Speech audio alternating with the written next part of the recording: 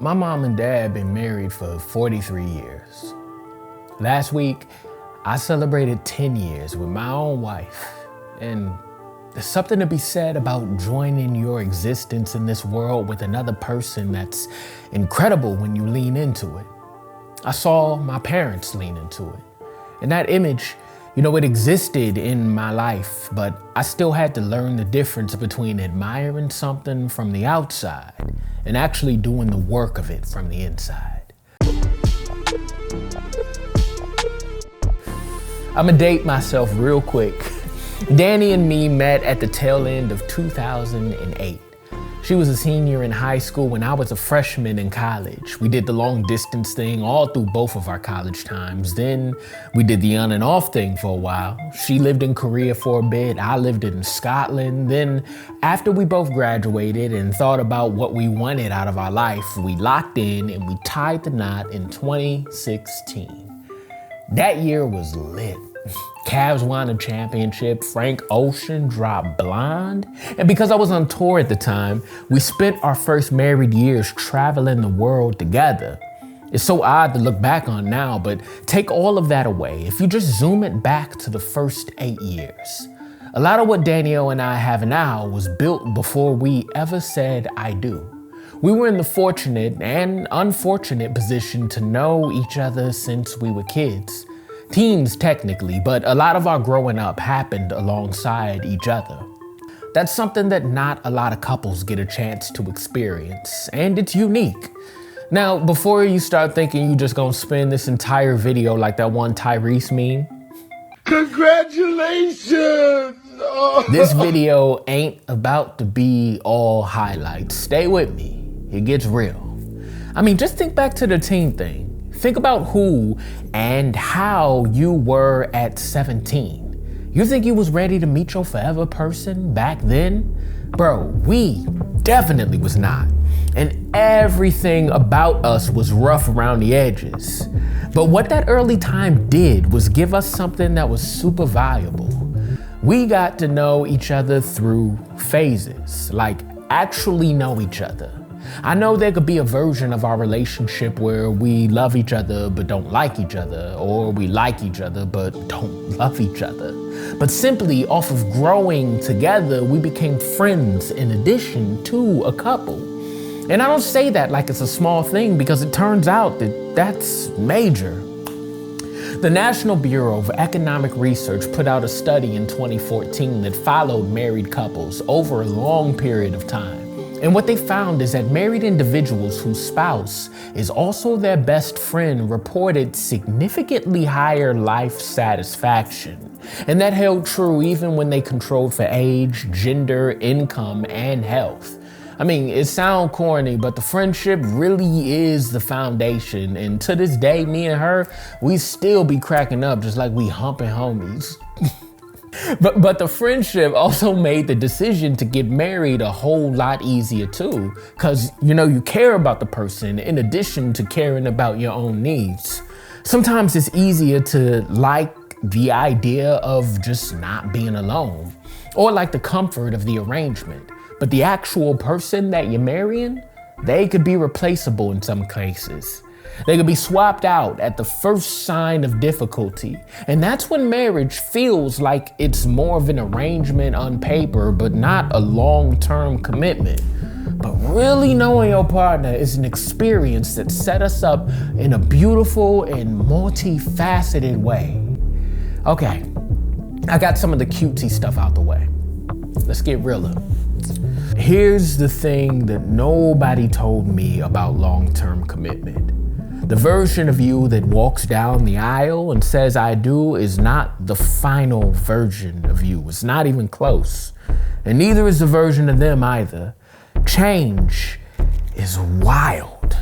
And the vows, they cover things like sickness and health, rich and poor, but what happens when who you were at the altar starts to radically change in ways that neither one of you saw coming?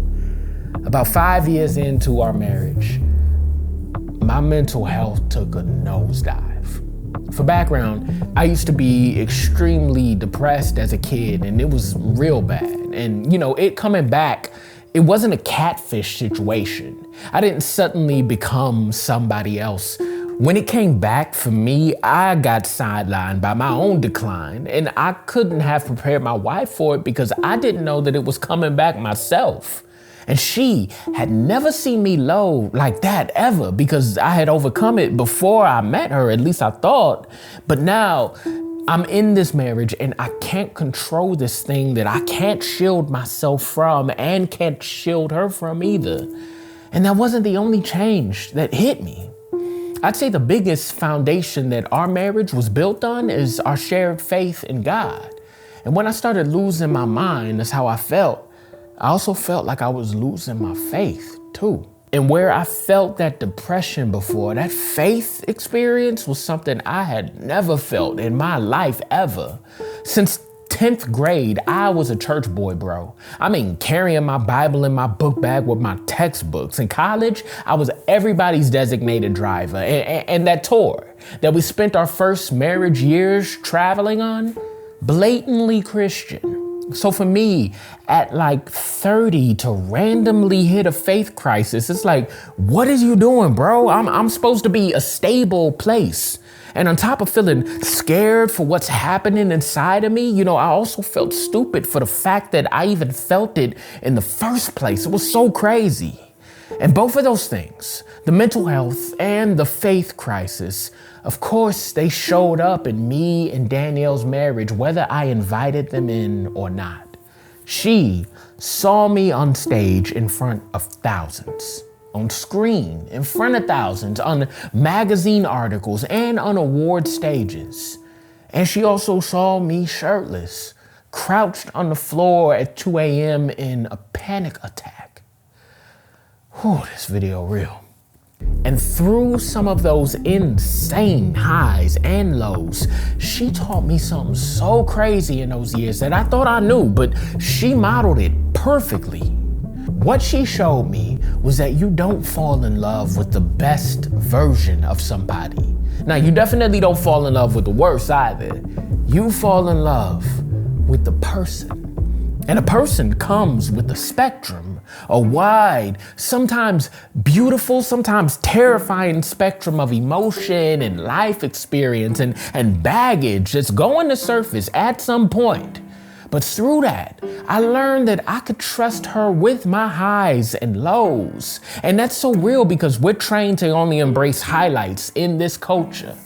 But even in my highs and lows and in my spectrum, I also learned that I had a responsibility that I still had to give to her, struggle or not, great backstory or not. That is still my wife. And even though I couldn't give her a fully healthy version of me in those dark times, I knew that I still owe her the effort to give her the best of a Chris that's even in the midst of a struggle. I learned that the goal wasn't always to be perfect. The goal is to not make it impossible for the person you're with to love you. I learned that even in the hard moments, provide some sort of on-ramp. Even when you don't fully understand what's happening inside of you, give her something to work with. Because if you got a good one that actually wants to help you through it, the silence is usually what breaks things, not the struggle. Real quick, y'all still feel like this? Congratulations! Oh my God. Let's keep going.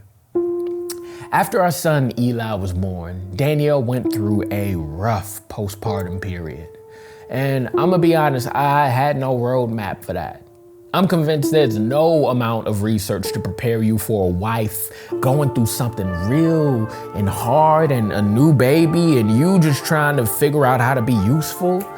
Research from the National Institutes of Health found that roughly 1 in 7 mothers in the United States experience postpartum depression. And that one of the strongest predictors of how severe it gets is the level of partner support, meaning the partner's involvement matters. So, getting to know what she needed in that time became my job, quick. Little side note, I'm working on this poetry album, and track 2 talks about this time in our lives. How when we got home from the hospital and she was weak, her voice was so quiet. I got a line that says, "When she speaks, I stroll across the solid ground of her words to her bedside." That's how it felt, bro. Every request from her became the ground that I walked on. We've been broke together. We bought a house together. We lost people. We got in the debt, then out of it, then back in. Had seasons where everything was working and seasons where nothing was. And here's what 10 years of marriage taught me. The couples who survive crisis aren't the ones who avoid it. They're just the ones who learned how to rebuild through crisis with each other. John Gottman, probably one of the most cited marriage researchers in the world, found that couples who were still together and happy years after they were first studied weren't the ones who never had conflict. They were the ones who got good at repairing after hardship. You know, the ability to say, "I was wrong," to come back to one another, to not let damage just sit there. He learned that marriage is not a destination you arrive at. It's a practice you return to every single day. And that's a beautiful partnership. But it also doesn't mean that you stop being an individual, though. You know, Danielle has hobbies just like me. She crafts, she letters, she blogs, she has a book. I make films and plays and poetry and ads. You know, we're two full people with two full creative lives. But I made a decision early on that I was never going to go searching for my full peace in a space that she's not a part of. That's just me. But I don't want my deepest joys to become rooms that my partner has no access to. We include each other in our dreams. She's part of the conversation. And now I'm really about to piss off the red pill alpha dude community with this next fact. My money is her money. All the Pop the Balloon watchers just had a seizure, but stay with me. I know we live in an era where everybody's talking about protecting yourself, you know, having your own account, staying ready, and I completely get where that comes from. But here's my honest position. Like, my money is hers too. Not because I don't have control or she's playing me, but because I trust her to be wise with it. I actually trust her based on evidence. I trust that if I pop or I lose it all, she won't look at me too differently. And that's because I lost it all and popped during our relationship, and she's proved time and time again that I could lean on her with my mind. I could trust her with my heart, trust her with my bank account. 10 years, 8 years of dating before that. It's crazy, bro. It taught me that marriage is and ain't about finding the right person. It's about being the right person. Over and over. On the good days when we up. On the 2 a.m. panic attack days when you don't know which way is up. I'm on the road back to God. The road back to health. We parents now, bro. Life ain't perfect. But life perfect, bro. I wouldn't trade it for nothing. I don't care. And if you're in it, this is for you. If you're about to be in it, pay attention. And if you've been through it and came out on the other side, you know, whatever stage you at, why don't you drop something in the comments? The thing that marriage taught you that nobody warned you about. I want to read those. Subscribe if this is the kind of conversation that you want more of. Share this with somebody who you think will want to hear it. And I'll catch y'all on the next one. Peace.